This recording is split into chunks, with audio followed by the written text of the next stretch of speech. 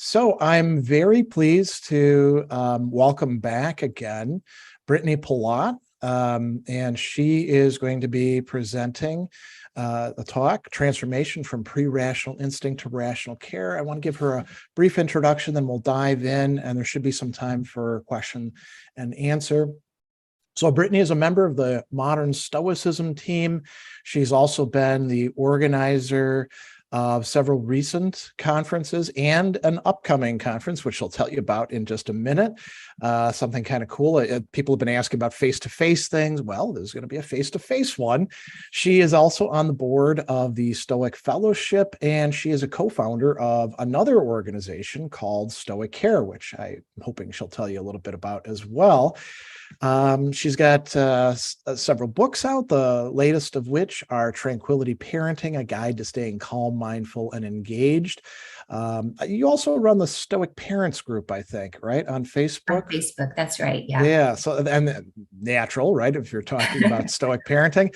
And then her latest is Journal Like a Stoic, a 90-day Stoicism program to live with greater acceptance, less judgment, and deeper intentionality. So I think those titles give you a good sense of what she's about. I'm going to turn it over to Brittany, and questions, once again, you can drop them into the chat and I'll assemble them and come on later and ask those questions for you.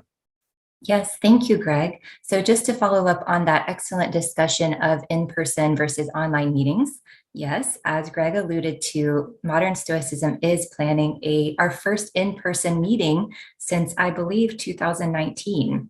It is going to take place in Tampa, Florida next spring, April 1st, 2023, the Stoic Summit presented by Modern Stoicism. So hopefully a lot of people in North America will be able to join us. There's going to be, the Eventbrite page is already live. You can check out the Modern Stoicism Eventbrite page for more information on that.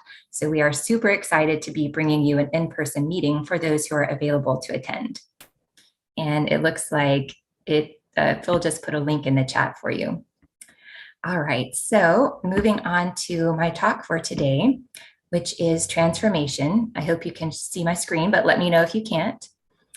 So transformation, okay, awesome, thank you.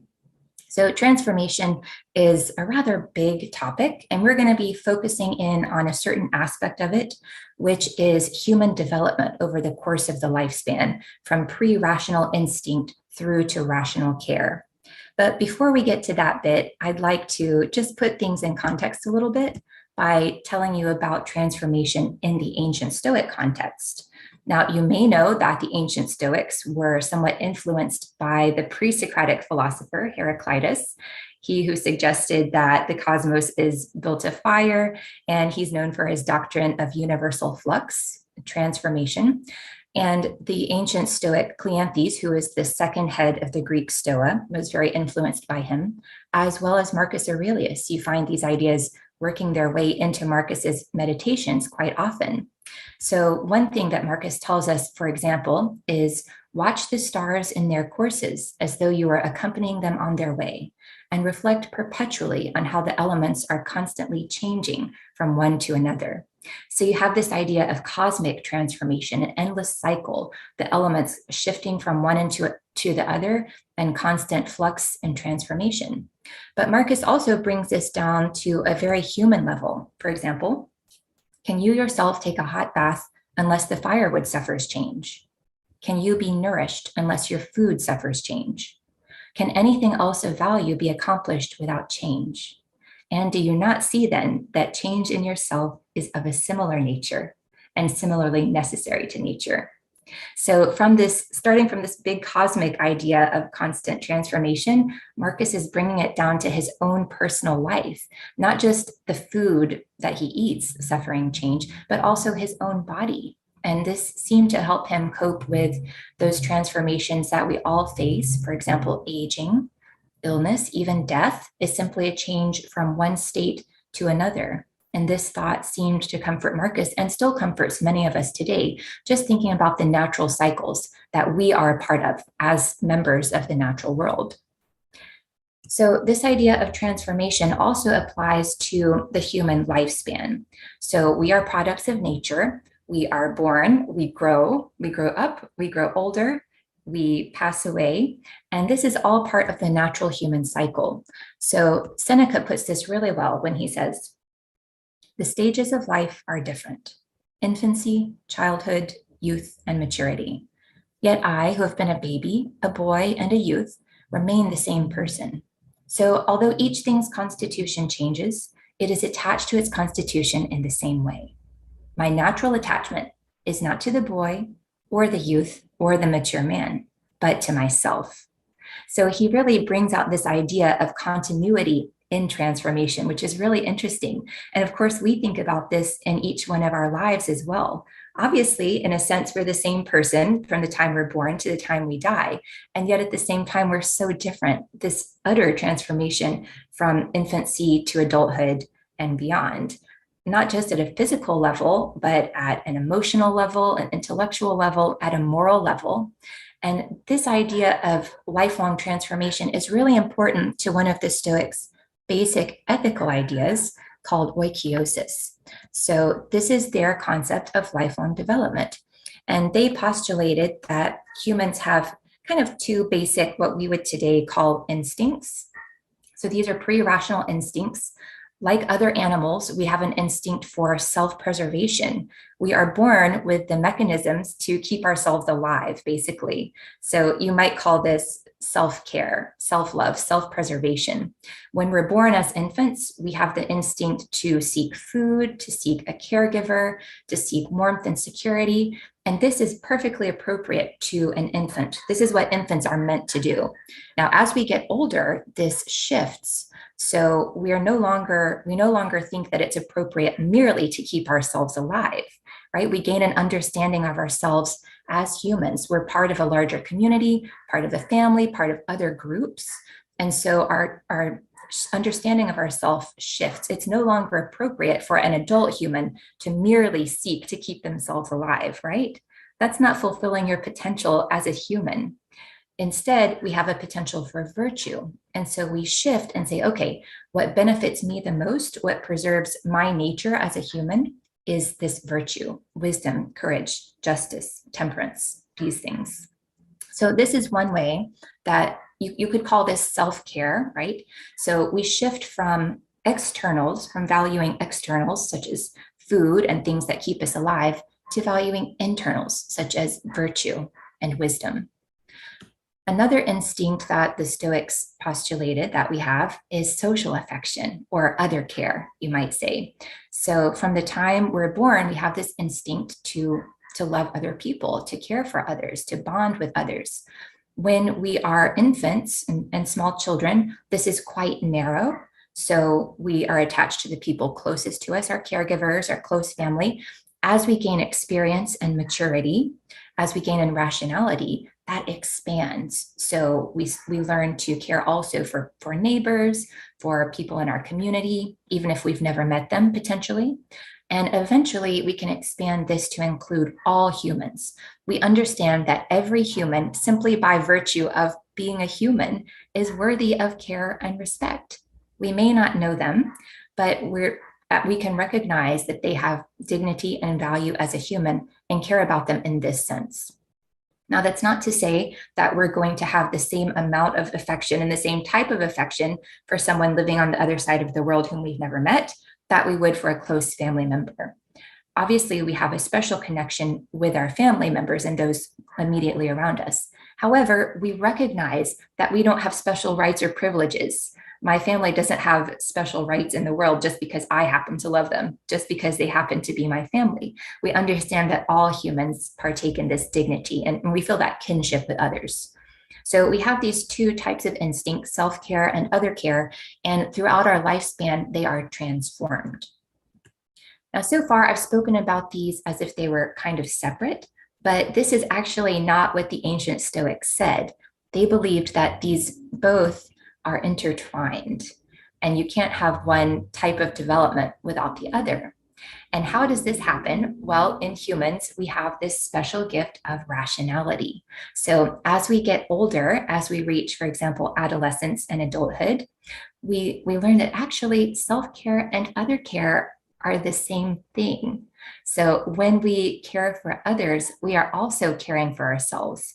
There's no separation between self and other care. So it's our rationality that helps us reach this conclusion. And I would say we can actually call this melding, this merging, rational care. It's another way of saying virtue.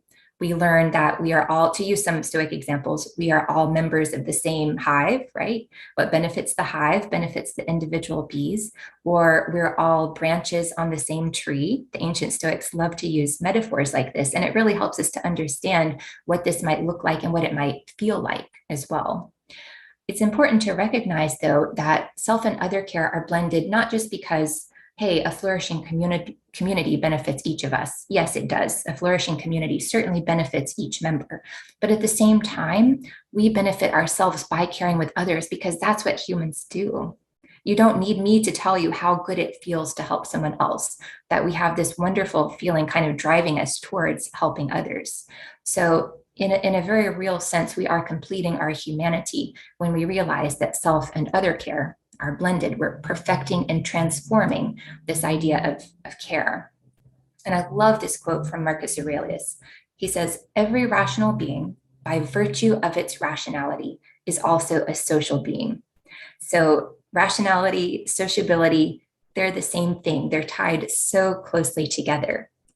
And I'd like to look now, shifting from the ancient Stoic approach to a 21st century approach. Let's look at kind of a 21st century psychology way of looking at this. How does our rationality actually fit together with our sociability? So I'm going to be relying on the work of Michael Tomasello, who's really interesting because he studies both great ape cognition as well as human child development. So he's really at that nexus of what we're talking about here, the distinction between human and animal intelligence. What makes a human? What makes us different from others? And this helps us get at the nature of human rationality. So Tomasello's work, he has found that apes are super smart. There's no doubt about that, but they tend to act with individual intentionality, things that benefit themselves and their own plans. And they're very, very good at this. Whereas humans more often have shared intentionality. We work together with others. And this can mean joint intentionality, things such as seeing things from someone else's point of view, taking on new perspectives. If you think about it, when you work with a partner, what are you actually doing? How do you work together? Well, first you have a joint goal, right? It's not going to work if you have competing goals or incompatible goals. You have to have a joint intention here. And then you have to figure out, okay, what is this person good at? What is this person going to do? What does this person think I'm going to do, right? So you're constantly coordinating with the other person, thinking about things from their perspective. Now it gets even more complex when we go to collective intentionality. Wow, that was hard with one other person. What about 100 other people? And as we know, humans tend to live in larger groups, and we are extremely powerful and effective when we work together. But it's also extremely difficult keeping everything straight in your mind. Okay, now I've got to work with this person and this person. What's this person doing? What does this person think about what I'm doing?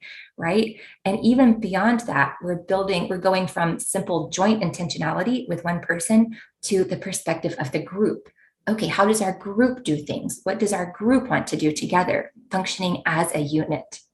Right? So all of these things kind of drove our evolution and our ability to work together. And that in turn drove our rationality and our big brains. So things like joint attention, focusing on something together, joint commitment, perspective taking, language, obviously, conventional linguistic communication.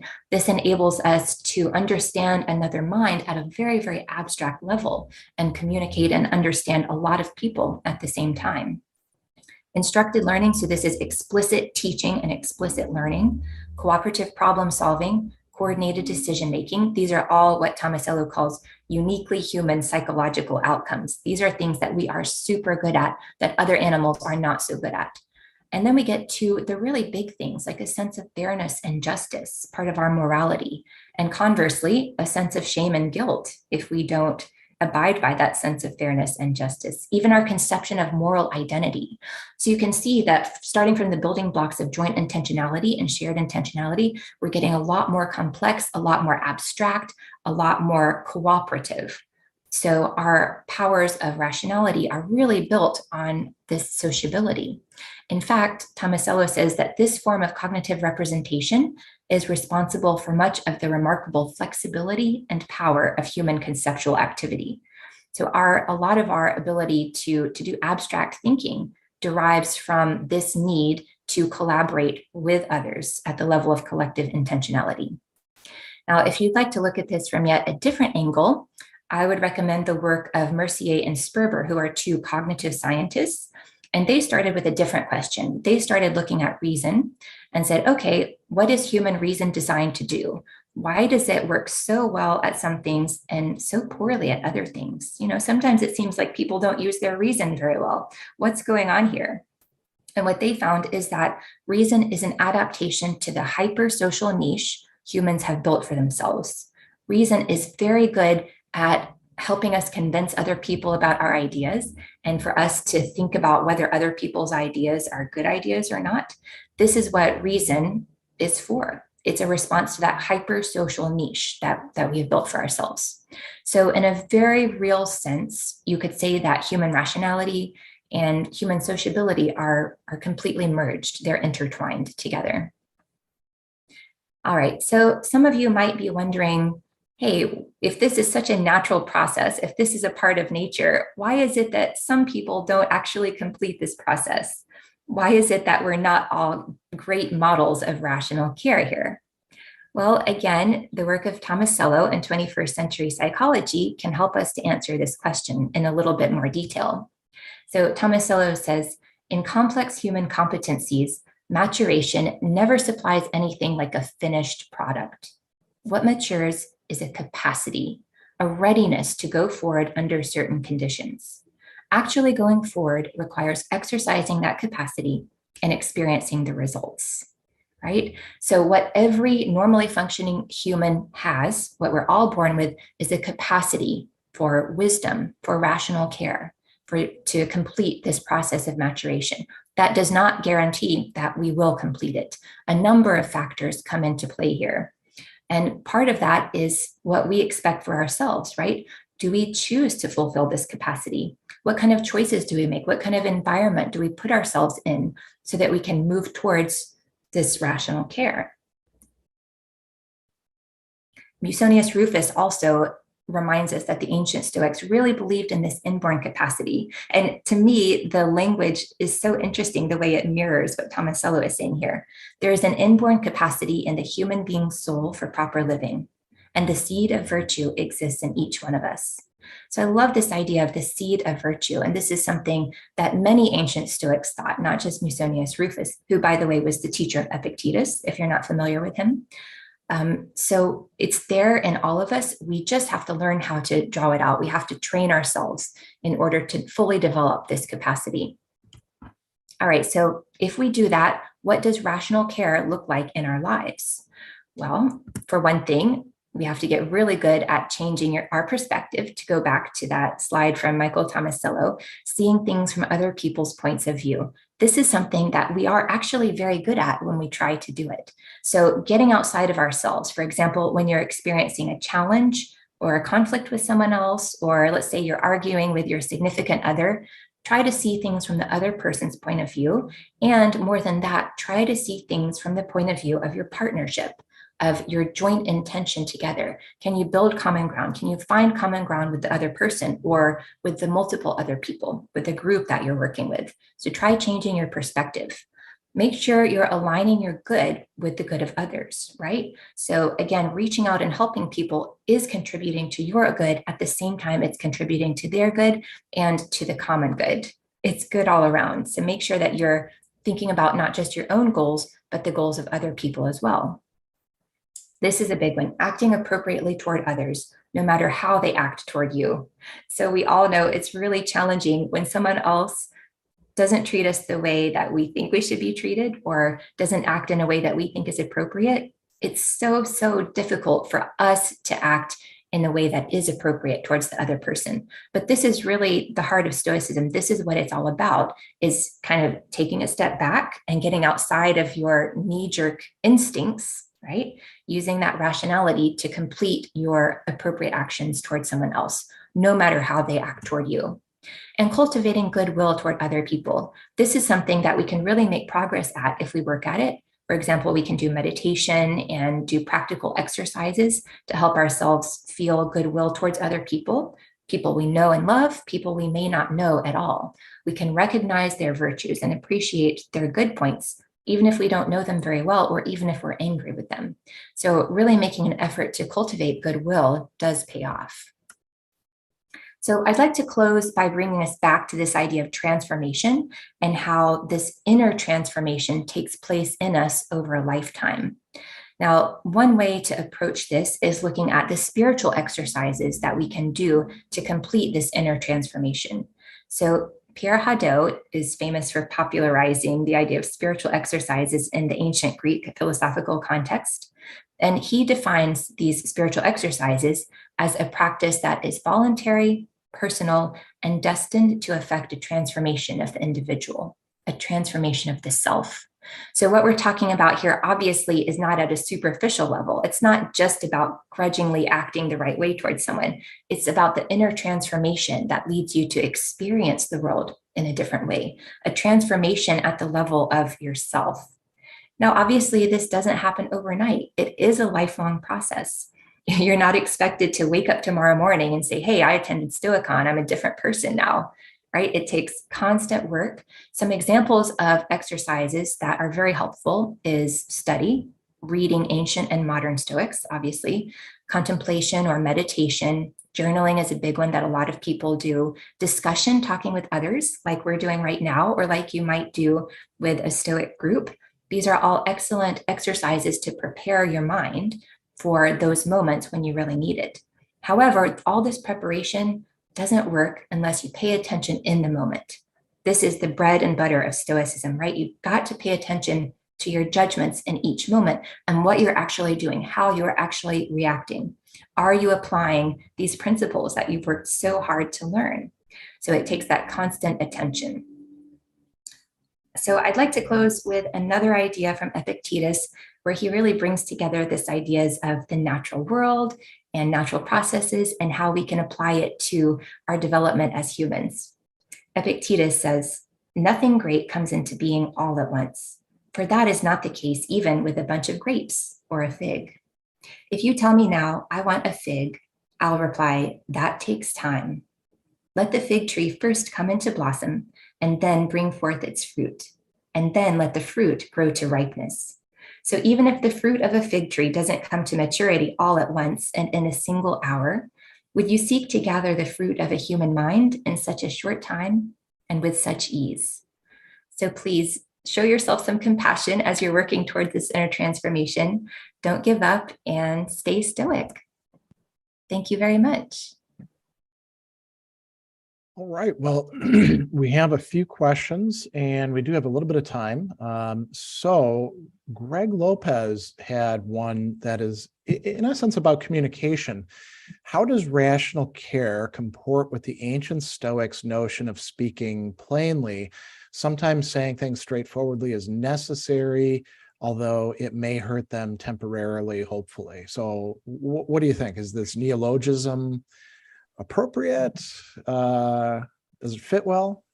Yeah, so when we care for others, as you point out, it doesn't always mean that we make them feel good at every moment of their lives.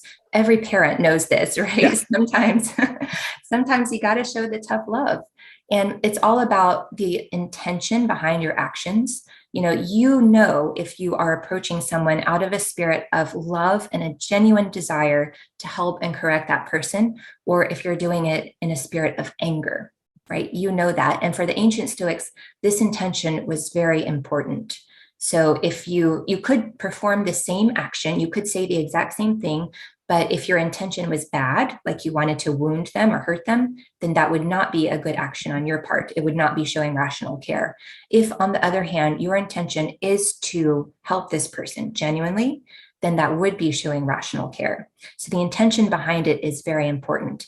And it all goes back to your judgment, right? To using good judgment about what is appropriate in this particular situation based on your relationship with the other person, based on what's best for them. So it's not easy. It's, that's why we're not all sages, right? This is very hard, but I think it certainly is compatible with the idea of rational care.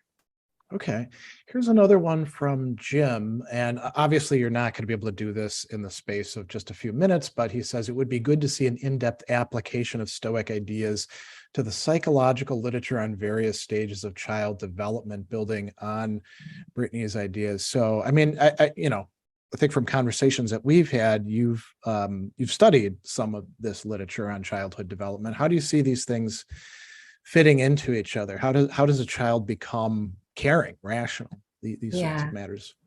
Yeah, it's super interesting. And I think the ancient Stoics were very interested in that. So I see that what I'm doing and what we're doing here today is a continuation of their investigations. So I rely a lot, like I mentioned earlier, on the work of Michael Tomasello. And I highly recommend, if you're interested in this topic, I highly recommend his book, Becoming Human, A Theory of Ontogeny. It's very dense, but if you like this sort of thing, it's excellent. And he really looks at moral development between the ages of 3 and 6.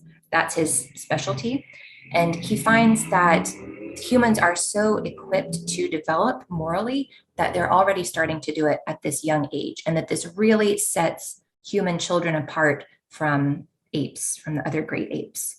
I would also recommend the work of child developmental psychologist Alison Gopnik. Her books, including The Gardener and the Carpenter, really talk about a lot of research that's been done with this age group and young children. And then it's interesting, if you have a knowledge of Stoicism, to apply this. Okay, so how does this work in a Stoic context? What does this mean for a child's moral development? So absolutely, there are definite parallels. I'm not sure if anyone has explicitly written about child development and Stoicism. So go for it. If you're out there and you like this, send an essay to Greg Sadler at Stoicism Today. Well, or just Harald is going to be taking over shortly. So now there is one other question before we run out of time, and it got asked, and then in the course of being asked, you actually answered part of it. How does rational care account for those who don't care for others but are human? And you talked about, you could say, the end of, well, what's the failure on their part? What's not being developed, right?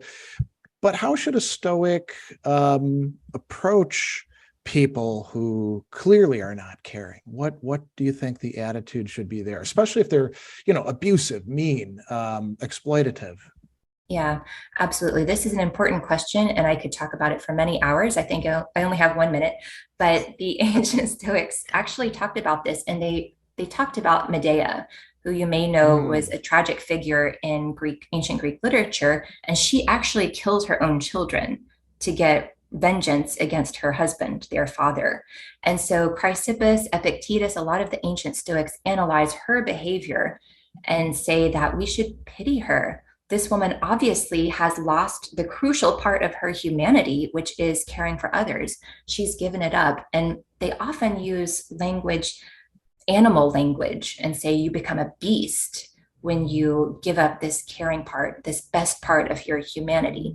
And the clear message is that we should pity them. Epictetus compares it to someone who has lost their sight. He says, you wouldn't be angry at someone who's lost their sight. You would pity them. You would try to help them. Same thing for people who have lost their moral compass. Whatever has gone wrong in their past, whatever it is, we should aim to help them. Now, of course, that doesn't mean just saying, oh yeah, you can do whatever you want. We have to take corrective action. And sometimes that's hard to do, as we were just discussing a minute ago. But the attitude is one of compassion and care on our part for them, even though it's very difficult to do, but that's the goal. Well, thank you so much for this excellent talk and for the responses to the questions. Thanks to people who asked those.